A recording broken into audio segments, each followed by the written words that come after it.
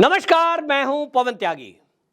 देश की राष्ट्रपति द्रौपदी मुर्मू ने एक बार फिर से देश की न्याय प्रणाली पर प्रहार किया है। उन्होंने सीजेआई की उपस्थिति में सुप्रीम कोर्ट के सभी जज और हाई कोर्ट के जजों के बीच, यहां तक कि कानून मंत्री की उपस्थिति में एक बात बोली। उन्होंने कहा कि जजों की नियुक्ति जिस तरह से आज हो रही है, इसके अलावा इसके बजाय ये मेरिट के आधार पर होना चाहिए।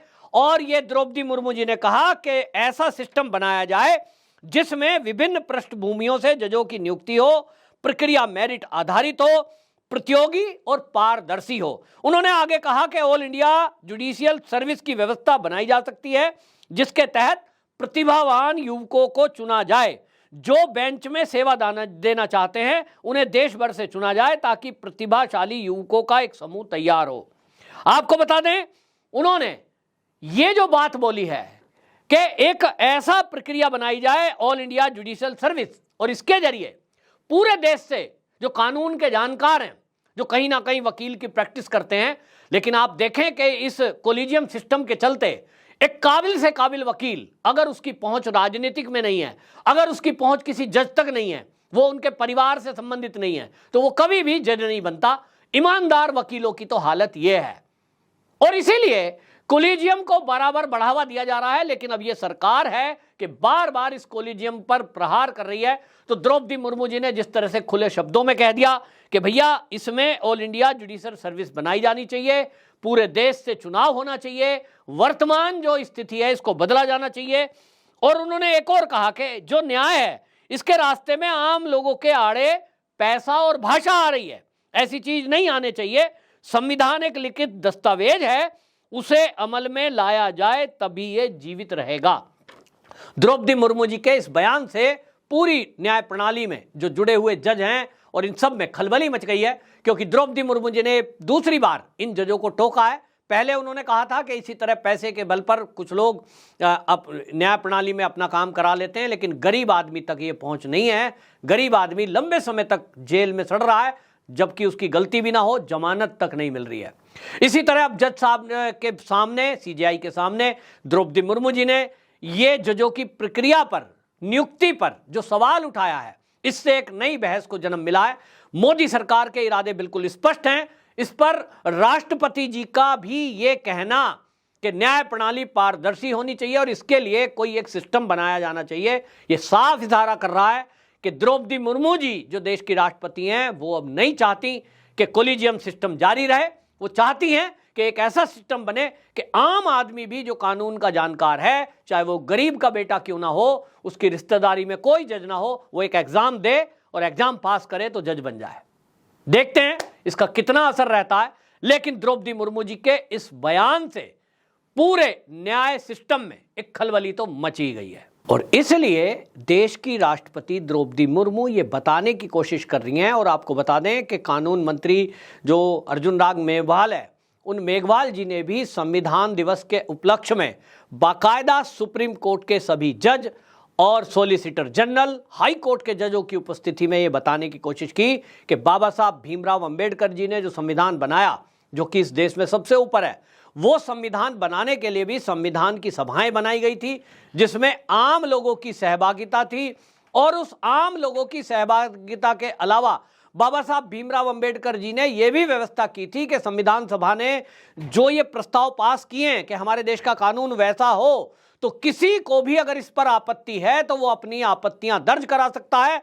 और ये इतिहास में लिखा है, जो कानून मंत्री अर्जुन राम मेघवाल जी ने सीजेआई की उपस्थिति में सभी जजों के सामने बताया, कोट किया बाबा साहब भीमराव अंबेडकर जी को कि भैया, उस समय संविधान सभा में 7,635 संशोधन आए और ये आम नागरिकों के द्वारा दिए गए थे, क्योंकि सरकार ये मानती है कि संविधान इस देश का लोकतंत्र, माने लोग, जनता, वी द पीपल, ये पहला वर्ड है, जनता के लिए बना आया है।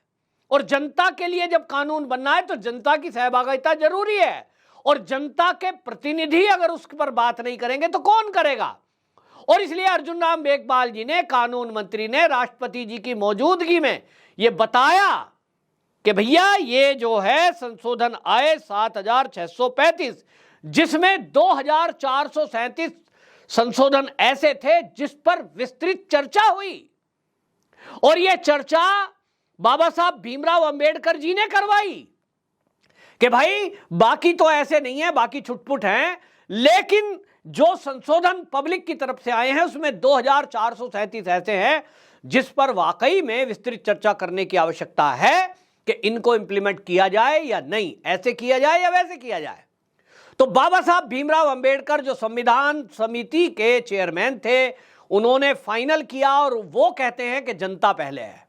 और उन्होंने ये भी एक वर्ड दिया, उन्होंने कहा कि संविधान में समानता पहले है और स्वतंत्रता बाद में है, और इसलिए आर्टिकल 14 और 16 उसमें डाला, समानता की बात की, नाम ही रखा संविधान, ऐसा कानून जो सबके ऊपर समान रूप से लागू हो। लेकिन देश का दुर्भाग्य देखिए कि देश की आजादी के 75 साल बाद भी वो संविधान में सारे नागरिकों के ऊपर एक जैसा विधान लागू नहीं है। मुसलमानों के लिए कुछ और, ईसाई के लिए कुछ और, बाकी के लिए कुछ और। ये कहां का संविधान है भाई? इसी को लेकर सवाल उठते हैं। अब इसको लेकर के विस्तृत चर्चा शुरू हुई है, तो चाहे उपराष्ट्रपति हो, चाहे राष्ट्रपति हो, चाहे कानून मंत्री हो, वो इन जजों को यह समझाने की कोशिश कर रहे हैं कि आप केवल संसद के द्वारा बने हुए कानूनों पर आप अपना कमेंट करें, अपना फैसला दें। आप नया कानून बनाने के लिए नहीं है। नया कानून अगर बनाना होगा, कानून का संशोधन करना होगा, तो पब्लिक कर सकती है। बाबा साहब भीमराव अंबेडकर के समय में हुआ, और आज क्योंकि चुने हुए प्रतिनिधि जनता के प्रतिनिधि के रूप में सांसद हैं, वो राज्यसभा के और लोकसभा के, तो उनको यह अधिकार दिया गया है संविधान के द्वारा कि वो संविधान में संशोधन करके कानून बना सकते हैं, कानून में परिवर्तन ला सकते हैं। लेकिन जजों को कोई पावर कानून में परिवर्तन की नहीं है। लेकिन हम ये देख रहे हैं कि खास तौर पे मोदी सरकार आने के बाद ऐसा लग रहा है कि जुडिशरी में बहुत सारे लोग ऐसे हैं जो शायद ये मोदी से ही या मोदी सरकार से इतनी नफरत करते हैं कि जो भी विपक्षी पार्टी का कोई केस आ जाए तत्काल उसको सुनवाई के लिए ले लेते हैं, एप्लीकेशन स्वीकार कर लेते हैं, फिर उस पर अपने फैसले भी दे देते हैं, और वो चाहे देश की संसद हो और चाहे सरकार को गाइडलाइन भी दे देते हैं, आप ऐसा करिए, आपने ऐसा किया, ऐसा नहीं होना चाहिए। आप देखिए देश के अंदर 3 कृषि बिल सरकार ने बनाए, दोनों सदनों से पास हुए, सुप्रीम कोर्ट ने एक फरमान सुना दिया, ये संविधान में जो ये पास किए गए हैं 3 बिल, इनको रद्द किया जाता है, स्टे 1.5 साल तक के लिए इनको इंप्लीमेंट नहीं कर सकते। अभी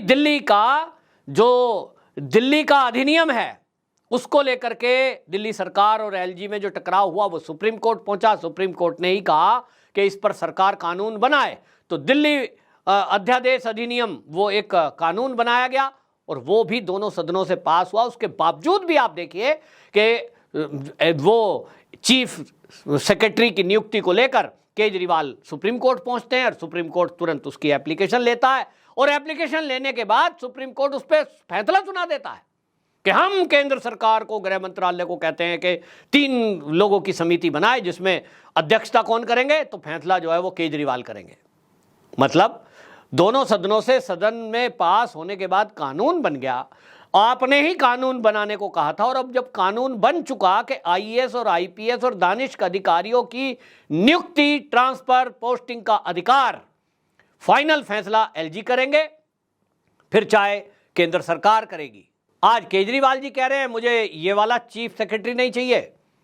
कल को अगर कोर्ट के आदेश पे मान लो चीफ सेक्रेटरी को केंद्र सरकार बदल दे, ठीक है जी, केजरीवाल नापसंद कर रहे हैं, इनको हटा देते हैं, दूसरा ला देते हैं, फिर वो अगले दिन कहेंगे कि मुझे ये वाला सचिव का, मंत्रालय का सचिव नहीं चाहिए। फिर वो दानिश का अधिकारी को कहेंगे, क्योंकि कोर्ट ने एक बार आदेश दे दिया, तो फिर बाकी राज्यों के लोग भी आएंगे कि भैया फिर हम ही क्यों चुप बैठे। हर राज्य का मुख्यमंत्री कहेगा मुझे ये वाला चीफ सेक्रेटरी नहीं चाहिए, आपने केजरीवाल की मनमर्जी का दे दिया तो मेरी भी मनमर्जी का दो। तो फिर जो भ्रष्टाचार करने वाले हैं या जो भ्रष्टाचार पर पर्दा डालने वाले हैं, ऐसे ही अपने मनपसंद के सेक्रेटरियों को तलाशेंगे कि जो उनके अनुसार चल सके, और सुप्रीम कोर्ट से आदेश करा लेंगे। तो फिर केंद्र सरकार का क्या रोल रह गया, फिर संविधान का क्या रोल रह गया, फिर देश की पब्लिक का क्या रोल रह गया जो सरकार को चुन करके संसद में भेजती है। ये बड़ा सवाल है, ये बड़ी बहस है, और इस बहस में आम आदमी को अब आगे आना पड़ेगा, वरना ये न्यायपालिका ने तो शायद तय कर लिया है कि वो इस मामले को, हर मामले को केंद्र सरकार वर्सेस सुप्रीम कोर्ट या केंद्र सरकार वर्सेस जुडिशरी एक ऐसा दिखाने की कोशिश कर रही है कि शायद जैसे केंद्र सरकार बड़ा अत्याचार कर रही है राज्यों पर, बाकी लोगों पर। आप देखें कि ईडी या सीबीआई किसी को पकड़ के लाती है, उस पर यह फैसला सुना देते हैं। किसी आतंकवादी संगठन से संबंधित कोई व्यक्ति है, कोई देश विरोधी एनजीओ है अगर जो गतिविधि कर रहा है, उस पर अगर आरोप लगते हैं, कोई एजेंसी बड़ी मेहनत करके उसको लाती है, ये तत्काल रात के 12 बजे चाहे तो छुट्टी के दिन तत्काल उसको जमानत दे देते हैं। जैसे ऐसा लगता है कि सुप्रीम कोर्ट बैठा ही जमानत देने के लिए है, आओ और जमानत पाओ।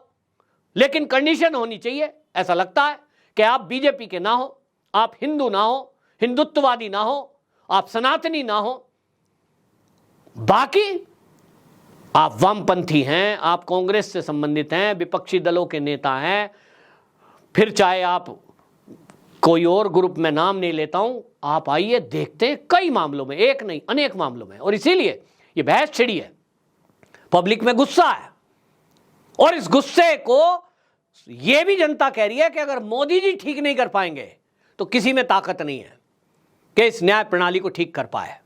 और इसलिए द्रौपदी मुर्मू जी का, राष्ट्रपति जी का ये कहना चीफ जस्टिस के सामने कि भाई इस सिस्टम को ठीक करिए ताकि आम पब्लिक को राहत मिल सके और आम आदमी का बच्चा भी जज बन सके। द्रौपदी मुर्मू जी का और हमारे जो उपराष्ट्रपति जगदीप धनखड़ जी हैं, वो भी समय समय पर इस बात की बात कह चुके हैं। और संविधान दिवस पर अर्जुन राम मेघवाल जो कि हमारे कानून मंत्री हैं, उन्होंने भी जिस तरह से बाबा साहब भीमराव अंबेडकर जी का उदाहरण देकर कहा कि उन्होंने भी पब्लिक की जो गाइडलाइन थी, जो पब्लिक के सुझाव थे, उसको स्वीकार किया है और उसी के बाद ये संविधान का निर्माण हुआ है। तो उन्होंने भी पब्लिक को सर्वोपरि रखा और समानता की बात की है। तब समान संविधान ये जो बनाने की बात सरकार के लेवल से चल रही है, जिसको कहते हैं यूसीसी, उसको भी एक बार फिर से अर्जुन राम मेघवाल ने एक तरह से मुद्दे को हवा दे दी है। अब देखना होगा कि क्या इस तरह का कोई संशोधन, इस तरह का कोई कानून मोदी सरकार इस शीतकालीन सत्र में लेकर आने वाली है, क्योंकि अर्जुन राम मेघवाल ने तो इस तरह का इशारा कर ही दिया है। आपकी क्या राय है, कमेंट बॉक्स में जरूर बताएं।